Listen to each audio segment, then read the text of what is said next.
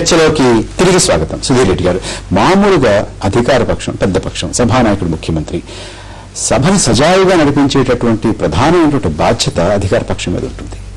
మాట్లాడితే మీకు విసుగ్గా ఉంటే, మీరు ఆ వేసినటువంటి ప్రశ్నలు మీకు అసౌకర్యంగా ఉంటే, సమాధానం చెప్పలేకపోయినటువంటి పరిస్థితి ఉంటే, దాన్ని ఎదుర్కోలేనటువంటి పరిస్థితి ఉంటే, వీరందరినీ విపక్షాలందరినీ సస్పెండ్ చేసేయడం, బయట పంపించేసేయడం మార్గమా? సో అదే విధంగా సస్పెండ్ చేయాలనుకుంటే మొదటి రోజు నుంచి సస్పెన్షన్ చేస్తున్నారు. 80 మందిని చేశారు. మనం ఇవాళ 44 మంది చేశారు. 44 మంది కాస్తంత ఉద్రిక్తత వాతావరణం ఉన్నా, కాస్త ఘర్షణ ఉన్నా రోషేగా నుంచుంటున్నారు. ఒక జాబితా చదువుతున్నారు. ఆ జాబితాలో ఉన్నటువంటి పేర్లందరినీ కూడా మార్షల్స్ తీసుకుని బయటపడేస్తున్నారు. అంతేనా? లేదండి, అదే విధంగా చేయాలనుకుంటే ఫస్ట్ కరువు రోజు రోజు క్వశ్చన్ అవర్ని అబ్స్ట్రక్షన్ చేస్తున్న విధంగా ఒకటే రోజు 4-5 డివైడ్ చేసేస్తే మళ్ళీ ఇబ్బంది ఉండకపోతుంది.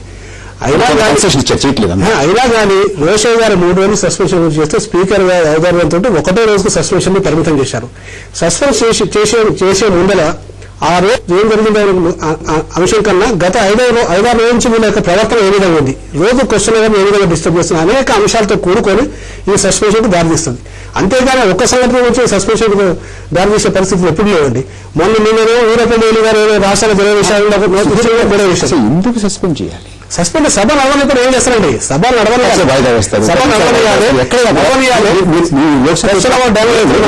లోక్సభ చూస్తారు మీరు, ఎప్పుడు ఇంత సస్పెన్షన్ జరుగుతున్నాయా? అంతే అండి. ఇప్పుడు ఇక్కడ సభ నడవలేకపోతుంటే ఏం చేస్తారు?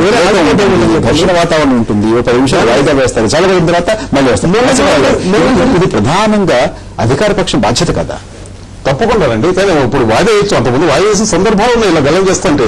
అలాగే స్పీకర్ తన ఛాంబర్ లో పిలిచి ప్రతిపక్ష నాయకులు, మిగతా నాయకులు కూడా పిలిచి మాట్లాడవచ్చు, ఒక స్టూడియోస్కి ఎరవేయవచ్చు. కానీ అసలు పై ఇంకో వాళ్ళ తమాషా ఏంటంటే అసెంబ్లీలో లేని హాజరు కాని సభ్యులు కూడా సస్పెండ్ చేశారు.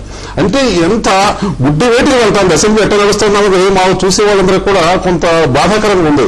అసెంబ్లీ లేని వాటిని ఎందుకు సస్పెండ్ చేస్తారు? అసెంబ్లీలో ఉంది గల్లం చేస్తాం, వాళ్ళు సస్పెండ్ చేస్తాం, అది ఒక పద్ధతి పోయింది. అది కూడా తప్పు అసలు సస్పెండ్ చేయటం. లేని వాళ్ళని ఎలా సస్పెండ్ చేశారు మీరు? అంటే కనీసం స్పీకర్ ఆయన చదివిన లిస్టు వారు లేరు అని ఎందుకు చెప్పరా? ఆ పేరు తీసేసి ఎందుకు చేయరా?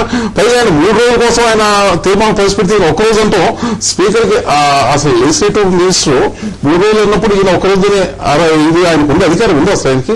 3 రోజులు లేక 4 రోజులు సభ జరిగేంత వరకు సస్పెండ్ చేస్తూ ఉంటే ఇది ఎలా ఉందంటే ప్రభుత్వానికి ఏదో రాజ్యాంగంలో విధించిన నిబంధన మేరకు ఒక 50 రోజులు నడపాలి కానీ నడుపుతుంది తప్ప, 50 రోజులు కూడా రోజుకు ఒక 2 గంటలు 3 గంటలు 4 గంటలు నడుపుతుంది తప్ప అసలు ఇది అనవసరం. సభ పట్ల గౌరవం లేదు. సభ పట్ల గౌరవం లేదంటారా?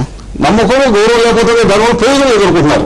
దానివల్ల ప్రయోజనం ఎదుర్కొంటే సభ ఎందుకు మనకు అనవసరమైన తన పితలాటం ఎదుర్కొంటున్నారు తప్ప శాసనసభ పట్ల గౌరవం లేదు, ఆ వినమ్రత లేదు. అసలు మన శాసనసభలు ఎవరు చెప్పినా ఇప్పుడు గత ఏ ప్రభుత్వం అయినా శాసనసభలో చర్చ జరిగాక మా అభిప్రాయం మార్చుకున్నాం, మా పద్ధతులు మార్చుకున్నాం అన్న సందర్భం నాకు గత 20 ఏళ్ళుగా ఎక్కడే కనపట్ల. అంతగా రెచ్చగొట్టాల్సినటువంటిది, అంతగా ఉద్రేకపూరితమైనటువంటి వాతావరణాన్ని నెలకొనేలా చేయాల్సినటువంటి అవసరం ఉంది. మీరు వాయిదా తీర్మానం అడిగారు. వాయిదా తీర్మానాన్ని 1-2 సార్లు అడుగుతారు, స్పీకర్ దగ్గరికి వెళ్తారు, వీళ్ళు ఛాంబర్లో కూర్చొని మాట్లాడతారు. కానీ అంత ఘర్షణ వాతావరణం తీసుకురావాలా? ఘర్షణ వాతావరణం ఏం లేదండి. సహజంగా ఏంటంటే ప్రతిపక్షంగా కొన్ని ప్రధానమైన సమస్యలు, ధరలు కావచ్చు, కరువు సమస్య కావచ్చు, మిగతా సమస్యల మీద మా బాధ్యతగా ప్రభుత్వం దృష్టికి తీసుకొచ్చి తప్పు వారిగా, ఎంత తప్పు ఎవరిది అనేటువంటిది మేము నిర్ణయించలేం. కానీ ఇద్దరూ కూడా సభను సరిగా జరిగేటట్టుగా మాత్రం చూడట్లేటువంటి అభిప్రాయం మొత్తం రాష్ట్ర జనాభాకి అందరికీ కలుగుతుంది. దీనిలో ఏంటంటే మా బాధ్యత ఖచ్చితంగా మేము కోరుకుంటా ఉంది ఒకటే, సభ జరగాలి, చర్చ జరగాలి అనేది మేము కోరుకుంటా ఉన్నాం. నిన్న కూడా మేము ఇది చేసినా కూడా 2 సార్లు వీరప్ప మొయిలీ గారు దాని మీద 2 సార్లు వాయిదా వేసిన తర్వాత మేమేమి దాని మీద పట్టుబట్టి చివరిదాకా పోయిందేం లేదు.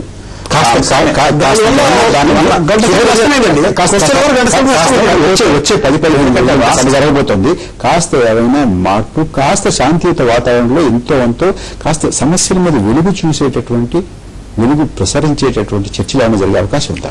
అదే ప్రభాకర్ గారు మేము కోరుతున్నాం కూడా. మేమందరం కూడా కొత్త సభ్యులము, పాత సభ్యులు చూసి నేర్చుకోవాలని చెప్పేసి ఆశపడిన రోజులో కొంచెం వచ్చిన వాళ్ళము ఈ రోజు ప్రవర్తన చేస్తే వేళ మాకు చాలా బాధ అనిపిస్తుంది. ఎందుకంటే ఎన్నో అంశాల మీద ప్రశ్నలు వేస్తే ఆ ప్రశ్న జరగకుండా అడ్డుకుని నాకు కొత్త సభ్యులకు మాట్లాడే అవకాశం రాలేకపోతే ఏదైనా నాకు బాధ అనిపిస్తుంది.